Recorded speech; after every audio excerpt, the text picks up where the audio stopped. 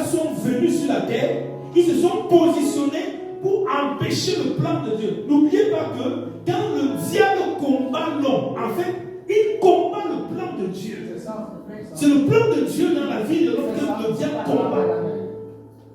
Parce que le diable n'aime pas Dieu. Et par ricochet, il n'aime pas la création de Dieu.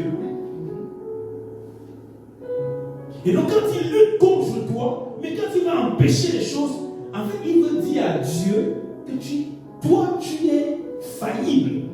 Tu peux prévoir des choses et ça ne se fait pas. Tu peux vouloir des choses et ça ne s'accomplit pas. Et donc, finalement, toi et moi, on est plus que pareil.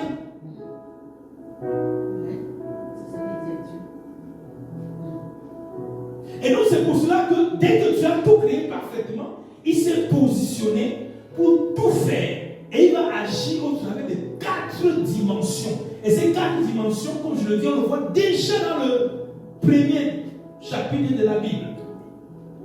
Tohu, qui veut dire désordre. Vohu, qui veut dire vide, chaos.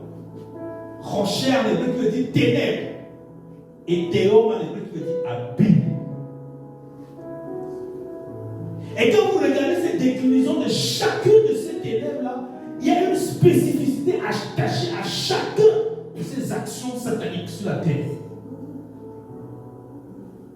Et c'est pour cette raison que même déjà, dans le...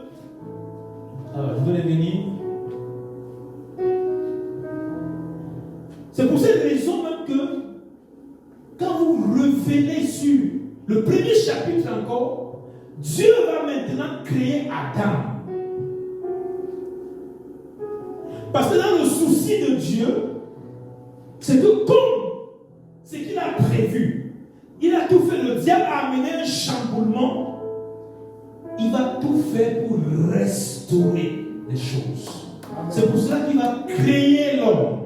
Donc l'homme, quand Adam échoue à cette mission, Adam échoue à une mission très importante. Parce que parfois quand on lit la Bible, on dit, mais si ce n'est que manger le fruit, comment Dieu peut être une sentence si sévère? En fait, quand on le lit, quand on le dit comme ça, c'est parce qu'on n'a pas compris tout ce qu'il y avait derrière. Tout ce qu'il y avait derrière, c'était le plan de Dieu pour restaurer l'humanité que le diable avait déjà contaminée. C'était pour restaurer le plan de Dieu que Dieu avait bien initié, dont le diable s'était interposé. Parce que son but ultime et principal, c'est d'empêcher la lumière de Dieu de briller. Regardez, mes bien-aimés, qu'est-ce qui était dans le temple qui ne devait jamais s'éteindre? C'était la lumière. Jamais la lumière devait s'éteindre dans le temple. Jamais la lumière devait s'éteindre dans le temple. Jamais. Ça ne devait jamais arriver. Dieu avait donné ce don. La lumière ne s'éteindra jamais. La menorah, comme on appelle le chandelier, devait toujours rester allumée. On devait tout faire pour que ça reste allumé. C'est pour cela que l'une des fêtes qui est célébrée par le peuple hébreu, c'est la fête de Hanouka.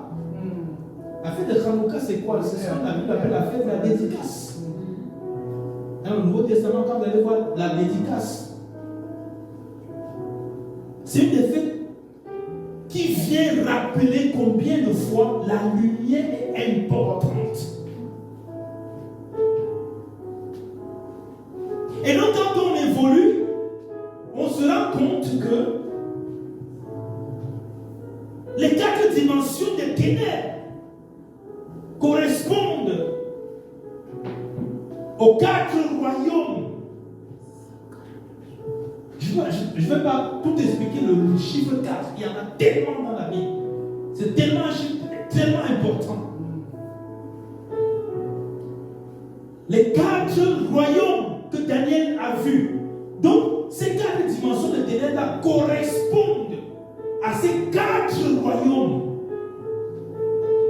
Ces 4 royaumes qui vont se lever contre Israël. Si vous voyez, chaque exil d'Israël appartient à un péché spécifique, appartient à une dimension de ténèbres spécifique qui a